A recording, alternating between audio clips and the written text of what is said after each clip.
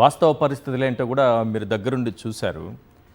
సరే, ఆ విషయాలు చెప్పండి. నిజానికి ఈ ప్రమాదం ఎలా జరిగింది అనేది. రెండోది, ప్రభుత్వం స్పందించాల్సినటువంటి విధానం.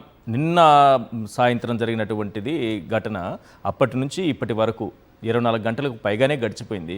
ప్రభుత్వం స్పందించిన విధానం ఎలా కనిపిస్తోంది? నమస్తే అండి.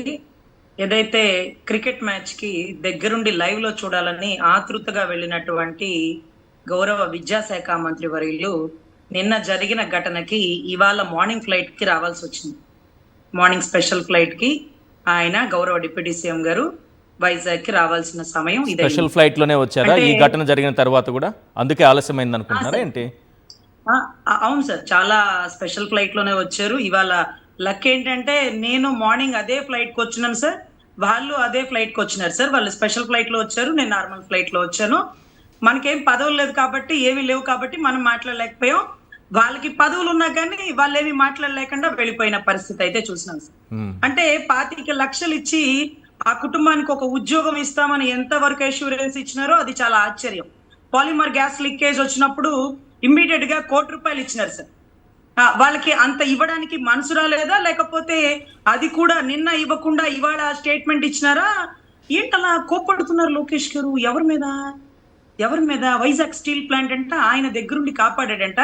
వైఎస్ఆర్ పార్టీ అమ్మేస్తుందంట. పార్టీ అమ్మడానికి వైఎస్ఆర్ పార్టీ ఎవరు? కొనుక్కోవడానికి ఇంకొకళ్ళు ఎవరు? ఏంటి సార్ ఇది? ఆయన అర్ధరాత్రులు జీవోతో రాలేదు సార్ వైజాగ్ స్టీల్ ప్లాంట్. గౌరవ విద్యాశాఖ మంత్రి గారు ఒక జూమ్ కాల్లో తీసుకురాలేదు సార్ ఈ స్టీల్ ప్లాంట్.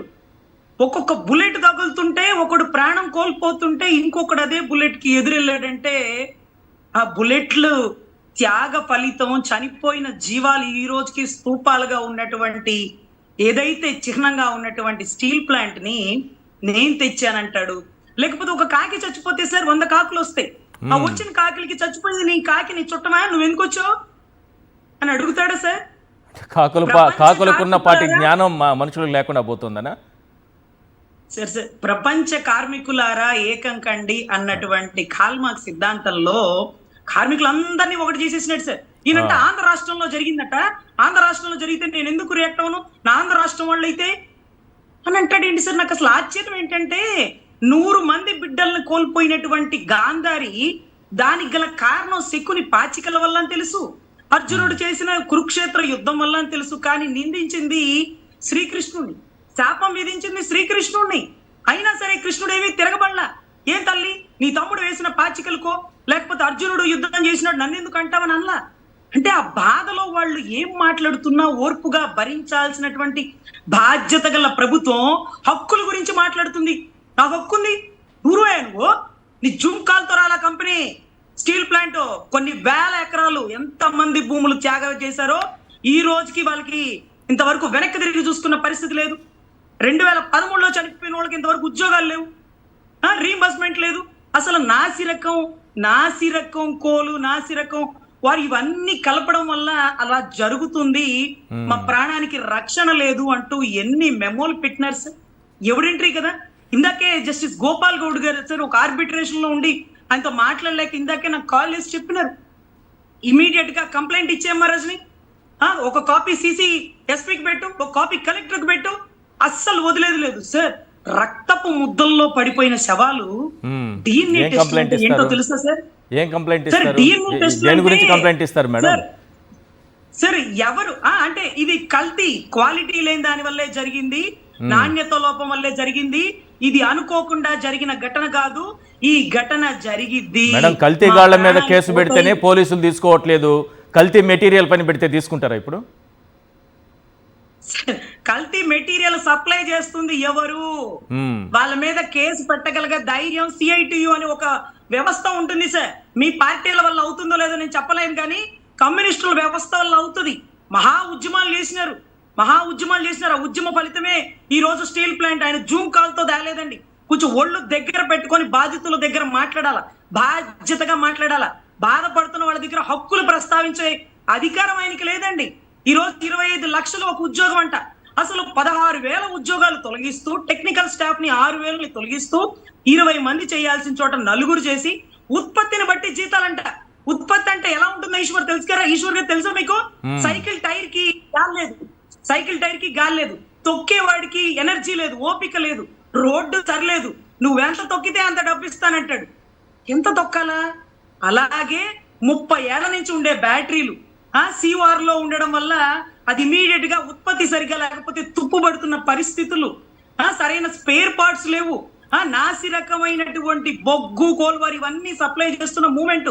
కానీ మీరు ఉత్పత్తిని బట్టే మీ జీతం అంటాడు. అరే నేను అన్ని సరిగ్గా ఇవ్వవయ్యా బాబు, ఉత్పత్తి చేస్తామంటే ఉత్పత్తి ఇవ్వడు. సప్లైకి సంబంధించింది ఏమీ లేదు. ఎన్ని సంవత్సరాల్లో లేనిది సార్, గత సంవత్సరం ఐరన్ ఏదైతే స్టీల్ ప్లాంట్ నుంచి వచ్చేటటువంటి స్టీల్ లో క్వాలిటీ లేదు అని ఒక స్టాంప్ వేసి పంపించినారు సార్. ఇంతవరకు స్టీల్ ప్లాంట్ చరిత్రలో లేదంట సార్. గత సంవత్సరం స్టీల్ ప్లాంట్ లో నాసి రకం ఉంది, ఇది నాసి రకమైన స్టీల్ ప్లాంట్ లో వచ్చినటువంటి స్టీల్ అని ముద్ర వేస్తే ఇన్ని సంవత్సరాల చరిత్రలో ఏ రోజు రాలేదండి అంత చెడ్డ పేరు అంటూ రక్తపు ముద్దలుగా మారినటువంటి కార్మిక సోదరుల కుటుంబాలు వాపోతూ, నెక్స్ట్ మా కుటుంబం కూడానండి, నెక్స్ట్ మా డిపార్ట్మెంట్ లో కూడానండి, అంటే ఒకరు సప్లై చేసి ఇంకొకరికి ఇస్తారు, ఇంకొకరు సప్లై చేసి ఇంకొకరికి ఇస్తారు, దాని తర్వాతే ఆ స్టీల్ బయటికి వెళ్తుంది సార్. నిజంగా సార్ ఇవాళ చూస్తుంటే డిఎన్ఏ టెస్ట్ కి పంపిస్తుంటే ఆ చనిపోయిన వాళ్ళ తల్లిదండ్రులు రావాలి, లేకపోతే వాళ్ళ బిడ్డలు రావాలి సార్. వాళ్ళ డిఎన్ఏ తీసి ఈ డిఎన్ఏ మ్యాచ్ అయితే ఇదిగో చనిపోయింది మీ తండ్రి, ఇదిగో నీ డిఎన్ఏ మ్యాచ్ అయింది, ఇదిగో మీ అన్న అని ఇస్తుంటే ఆ రక్తపు ముద్దల్ని ఎవరు ఏంటో కూడా అర్థం కాని పరిస్థితుల్లో అరగంట గంట కూడా లోపల ఉండలేనటువంటి రాజకీయ నాయకుల మధ్యలో ఈ రోజు బిడ్డలకి తిండి పెట్టుకోవాలి లేకపోతే ఉద్యోగాలు పోతాయి అంటూ స్టీల్ ప్లాంట్ ను నమ్ముకొని పనిచేసే ఆ కార్మికుల పట్ల చిత్తశుద్ధిగా ఏ ప్రభుత్వం అయినా నిలబడండి సార్. వాళ్ళకి అది తప్ప వేరే గత్యంతరం లేదు సార్. బలవంతపు బీఆర్ లో ఈ ప్రభుత్వం వచ్చాకే ఎన్నో ఉద్యోగాలు తొలగించారు, కాదు కూడదని నిరూపించండి. అంటే చేతులు ఎత్తితే సమస్యల గురించి పోరాడతారు, చేతులు ఎత్తకపోతే పోరాడరా. చేతులు ఎత్తకుండానే నడి రోడ్ల మీదకి వచ్చి ధర్నాలు చేసినారా? సమస్యలతోనే వచ్చారు కదా, మరి చేతులు దేనికి ఎత్తాలి? చేతులు ఎత్తడం ఏంటి, సమస్యలు ఏంటి, ధర్నాలు చేయడం ఏంటి? ఆ గవర్నమెంట్ లో కూడా రోడ్డుకు వచ్చి ధర్నాలు చేసినప్పుడు కదా మీరు ఆ ధర్నాలను కూడా రాజకీయంగా వాడింది. ఈ రోజు మీరు రాజకీయం చేయకండి, కార్మికులు రాజకీయాలు చేయకండి, అసలు కార్మికుల్లో చిత్తశుద్ధి లేదు. అరే ఎవరిని తిడుతున్నావు అయ్యా, ఎవరిని తిడుతున్నావు? ఎవరి కోసం అయితే ఉద్యమించానన్నావో, ఎవరినైతే ఎలక్షన్ స్టంట్ గా వాడినావో, ఈ రోజు వాళ్ళకి సమస్య వచ్చినప్పుడు ఆ సమస్యకి 25 లక్షలు కాదు అవతలోడికి మించి ఇవ్వాలి కదా.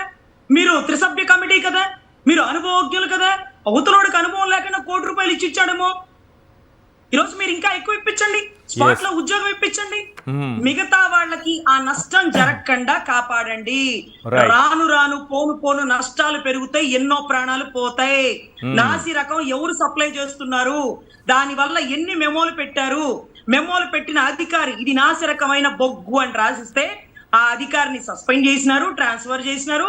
మీకు ఆ స్టీల్ ప్లాంట్ అధికారి మాట్లాడిన వీడియో కూడా మీకు పంపించిన అనీశ్వర్ గారు చాలా ధైర్యంగా మాట్లాడారు. మరి మీ ఉద్యోగం పోతుందా అంటే, నేను సిఐటియు లీడర్ నండి, నేను చచ్చినా గానీ పోరాడతా, నా వెనకాల వాళ్ళు చచ్చిపోవడానికి వీలు లేదు, అందరూ నా కుటుంబం. నీ కుటుంబంలో వాడు చచ్చిపోయాడా అంటాడేంటి సార్? ఒక మహిళ కష్టం వస్తే ఎంతో మంది మహిళలు బయటకు వచ్చినప్పుడు ఏమ్మా నీ ఇంట్లో చెల్ల, నీ ఇంట్లో తల్లని ఎవరు అడిగాడా? సుగాలి ప్రీతికి తల్లికి కష్టం వచ్చినప్పుడు నువ్వెందుకు వచ్చావు? నీ ఇంట్లో బిడ్డ కాదు కదా, మరి ఎందుకు వచ్చావు? అలాగే వచ్చారు కార్మికులు. నువ్వెవరు మాట్లాడడానికి? సార్ బాధలో ఉన్నోళ్ళ దగ్గర హక్కులు మాట్లాడతారు సార్, వాళ్ళతో పోట్లాడతారు సార్. వాళ్ళు 4 మాటలన్నా తల్లి సమానంగా ఉండే ప్రభుత్వం ఓర్పుగా ఉండి సరేలయ్యా చేద్దాంలయ్యా భలే వాళ్ళేలయ్యా మీరు కాకపోతే ఎవరయ్యా అనే పదాలే లేవు, దబాయిస్తున్నాడు. తెచ్చాడంట, జూమ్ కాల్లో తెచ్చాడా? పొరపాటున ఎవరైనా సరే ఇప్పుడు ఆ 30,000 మంది మిస్ అయిపోయినటువంటి అమ్మాయిల సంగతి ఏంటి, వెతికి పట్టి తీసుకొస్తావా అంటే వాళ్ళ తల్లులు ఒప్పుకోవట్లేదు, తండ్రులు ఒప్పుకోవట్లేదు, కుటుంబ సభ్యులు ఒప్పుకోవట్లేదు. వాళ్ళదే ఈ తప్పంతా. మేం వెతికి తీసుకురావడానికి రెడీగా ఉంటే ఒక్కరు కూడా 30,000 మంది కుటుంబాల్లో ఒక్కరు కూడా చేయి పైకెత్తలేదని చెప్పగలిగినటువంటి గట్స్ ఉన్న నాయకుడు ఒక్క పవన్ కళ్యాణ్ గారు మాత్రమే.